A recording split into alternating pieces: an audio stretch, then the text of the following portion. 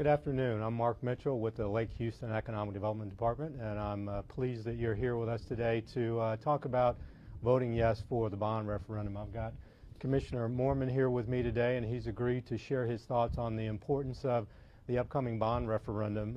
Commissioner Morman, thank you so much for being here with us today. We appreciate your time. Mark, thanks for having me. This is such an important topic that it's very, very important we get that message out there. So I appreciate being here. All right, thank you. Well, before we get in the weeds, I'd like to just have you take a couple of minutes and talk about being a precinct commissioner and the importance of it, and just some of the activities that you're focused on right now before we get into the weeds of the referendum.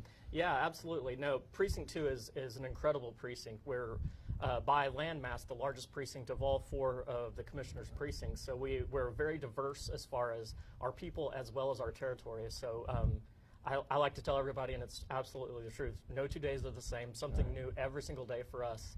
And it's really a challenging job, but it's a fantastic job to be able to do. And I've got 380 of the best coworkers to make this job the best job, in my opinion, in Harris County. That's fantastic, yeah. Fantastic. And as before we get started in the actual discussion as far as the bond referendum, I want to thank Walgreens and the Lake Houston Area Chamber of Commerce. Walgreens is our public affairs committee sponsor, and I want to thank Sam Schrade with DNA Studios for being so gracious in hosting us with this interview this afternoon. So, Commissioner, let's start with the big picture as far as the impact of Harvey to our area. According to the SBA, we had 16,000 impacted homes. We had 4,000 plus that were severely flooded. We had 3,300 businesses that were negatively impacted. That's 45% of our business universe within our 6 zip code area for the Lake Houston group. And then we had family relocations, job losses, we had just community fatalities. I mean, you name it, Harvey hit us really hard. So in that context, can you talk about the rationale behind Commissioner's Court moving forward with a bond referendum? Yeah, I mean, Mark, you hit the nail on the head. Harvey was such a massive storm. It was really a region-wide event. It wasn't just a Harris County event. It was really all of Southeast Texas, and no community was spared. It didn't care about your socioeconomic status. It didn't care about where you lived. And really, Lake Houston area got hit as hard as anybody else. Right. And that really put things in perspective for us, because it really has changed the paradigm. We've got to be more holistic in our approach. We have to have more of a regional view. We've got to work with our partners at the state, at the city, as well as our surrounding counties, because what they do north of us affects us certainly down here in the south. So it's really, like I said, it's been a paradigm shift for us, and really put into perspective how important flood control and flood prevention is. It's absolutely the #1 priority for us at the county right now. Okay. And speaking of flood control and flood prevention, can you talk about how Harvey has made us look at both public safety and our economic development livelihood differently? Absolutely. I think what we've got here, especially in Harris County, but all of Southeast Texas, is really special as far as our quality of life, as far as our economics. We're where people want to come do business. But if we continually have these flooding events, in the past 3 years we've had 3 500-plus year flood events. Right. So if we continually have those types of flooding, we'll be looked at differently. People won't want to move here. People won't want to start small businesses, which, as we all know, is the economic engine for our entire country. So, like I said, that's why flood control and flood prevention has to be our top priority, not only because of the life safety issue, that's #1, but because of the economics of it as well.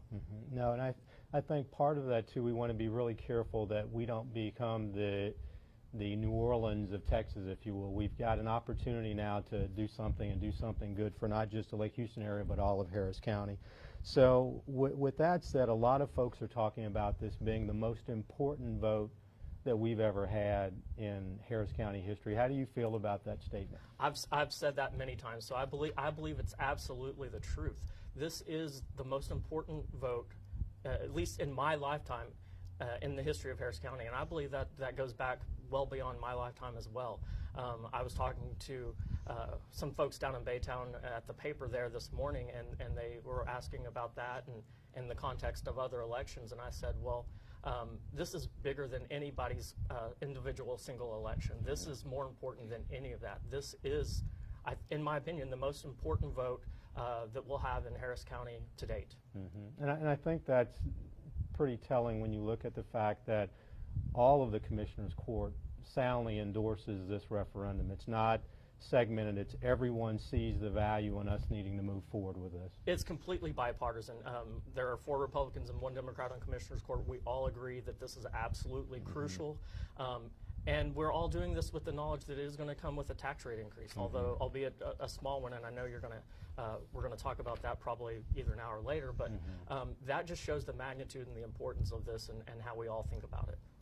So as we look at Lake Houston, we're kind of unique.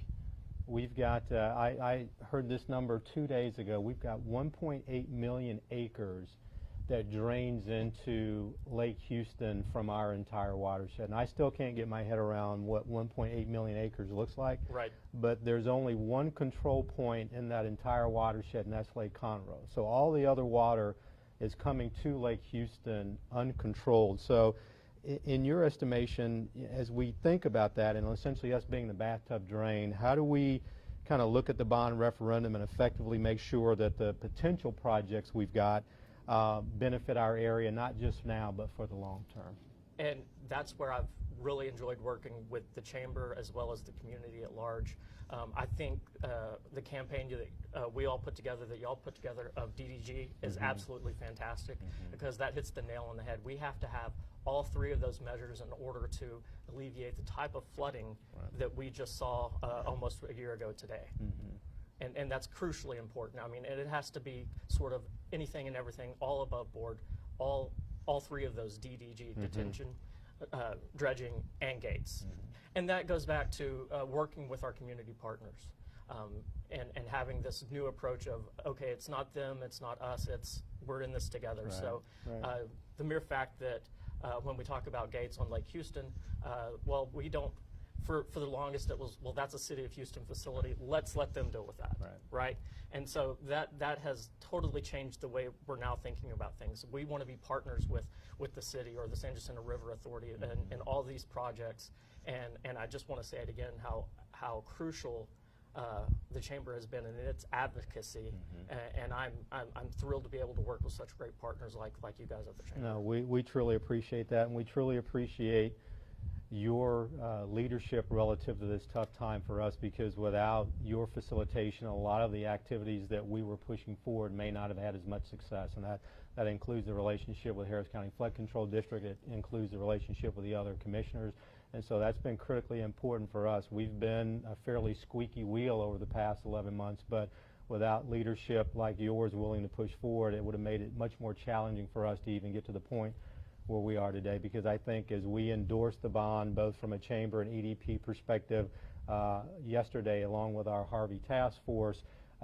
that's a very telling example of how much work has been put in by the broader community, not just one organization, but our elected officials, our civic organizations, our membership groups have all played a really critical role in this, as well as our neighborhood groups. I mean, in a lot of respects, our neighborhood groups have been some of the more effective as far as kind of getting pockets around us that have been able to push opportunities forward. Sure, and it always helps when the community can speak with one voice, and that's not an easy thing to get done, and we've done that up here. So it makes getting these projects on the radar all that easier, you know. So I appreciate all the work the communities help us do. So as we look at the media and we look at some of the headlines that have been splashed around here over the past 2 or 3 months as far as the impact of our bond referendum relative to taxes, I've seen a couple of headlines that were a little bit misleading in that it says your potential tax bill is going to double. Your Harris County Flood Control District tax bill will double. The average person doesn't understand that the flood control piece is such a minor piece. So can you speak to the true impact of what this bond referendum means, not just now, but 10 or 15 years from now? Absolutely. So yeah, you hit the nail on the head. On your tax bill, there are a lot of different line items. There's an ISD, there's a Harris County, there's a flood control. And so the flood control portion of your tax bill right now funds $60 million of capital improvements and then $60 million of operations and maintenance. Okay, so if the people go to the polls and vote, and by the way, early voting started today, runs till the 21st, and the election day is August 25th. So if they go to the polls and vote, and approve this bond election know that for the average home of about $200,000, they will see a tax rate increase of about $5 a year in the very first year, so beginning in about 2020, $5 a year, okay? And that goes up to a maximum of about $55 or $60 a year in about 15 years. Okay. And that's for the average home of about $200,000. But another great point that we need to make sure that we get out there and that we tell everybody is, if you're a senior citizen, if you're 65 or older, and you have a homeowner's exemption plus your senior exemption, or you have a disability exemption, and your home is valued at $200,000 or less, your tax rate won't increase by 1 penny. And that's important because if you qualify for those exemptions right now, you pay $0 in Harris County taxes as it is. Gotcha. Okay. I mean, that's interesting relative to the cost, because $5 a year, that's less than a penny a day. And so when you think about that in the context of flood insurance starts at $400, $500, $600 and goes up to several $1,000s. Sure, depending on where you live, sure. And flood insurance does nothing to prevent flooding, but the projects that we've identified for the Lake Houston area, they absolutely give us some breathing room and hopefully some mitigation and remediation opportunities so we don't see another catastrophe like we did with Harvey. So as we talk about voting yes, you can vote yes for less than a penny a day and actually get a great flood insurance policy, if you will, kind of pushing forward. Absolutely. I mean, in the first years, that's a cup of Starbucks coffee a year. So I think it's well worth it. And for those homeowners that may be saying to themselves, well, why should I support this? Because I didn't flood. Well, hopefully, not hopefully, but I'm almost certainly somebody that did flood. Right. You're one of your neighbors, one of your friends, one of your family. And so for the price of a cup of coffee, you can make some meaningful improvements for decades to come. No, that's perfect. So as we look at the engagement that's taken place here over the past 11 months, and it's amazing now that the anniversary of Harvey is only 2.5 weeks away, your office, along with the other commissioners, have been actively engaged in getting input. So can you talk a little bit about the 23 or 24 scheduled community meetings and kind of what the genus of that was and how effective you think those were? Absolutely. So this flood control bond is completely unique in the history of Harris County. We've never asked for a $2.5 billion bond for anything, much less flood control. And then to add to that, the timing of the election, we've never had an election at this point in the summer as well. So this was all novel. And we wanted to make sure that we reached out to the community and engaged the community as fully and as effectively and as efficiently as we possibly could. So you said it, we had a flood control meeting, at least one flood control meeting in every single watershed across Harris County.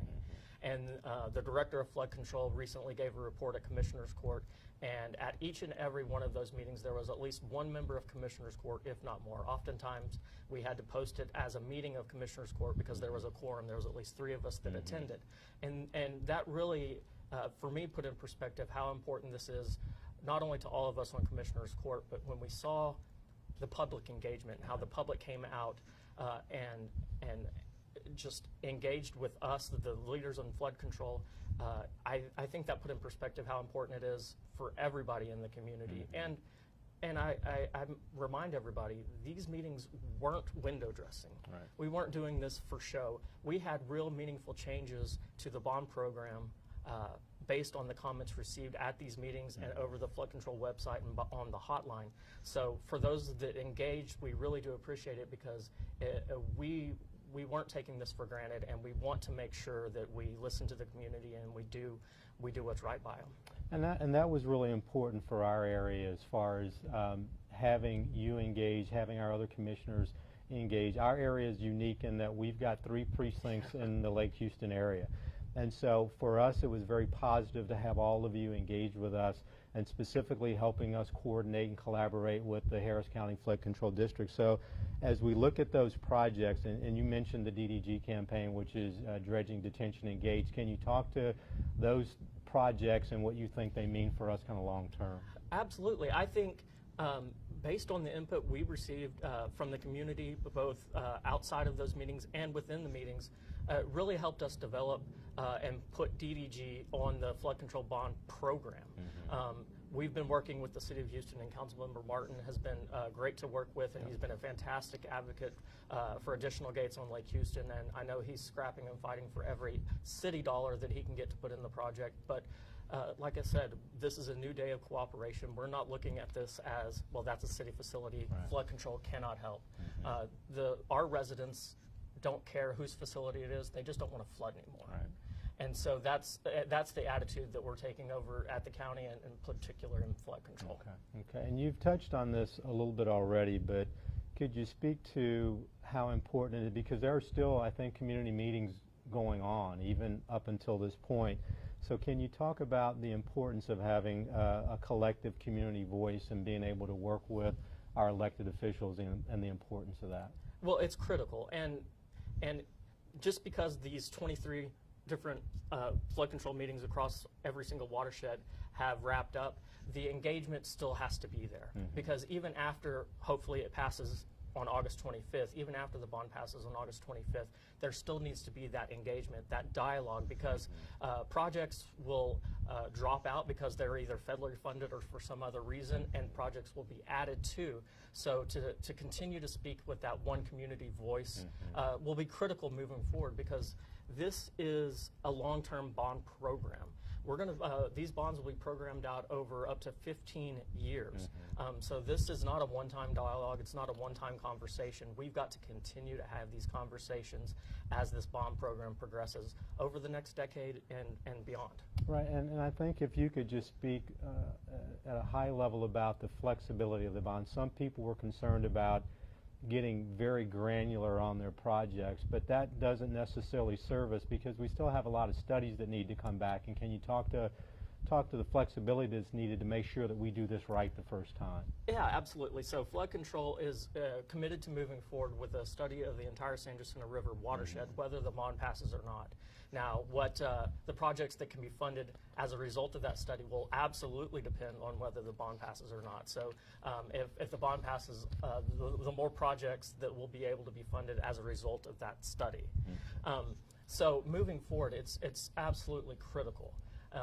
And those projects will develop, and for instance, a good portion of the bond funds, if passed, will go for local-only projects where bond funds that we're going to use to leverage federal dollars to draw down federal and state dollars don't necessarily qualify for certain areas along the San Jacinto River watershed. So we'll use bond funds only for some of those projects, and where we can draw down federal dollars and leverage our 2.5 to hopefully create $5.5 or $6 billion worth of flood protection, we'll certainly do that. And that's why we have to be flexible, because if we can pay for a certain project with federal dollars, then we can move our bond dollars to a project that can only be funded by our local dollars. Right.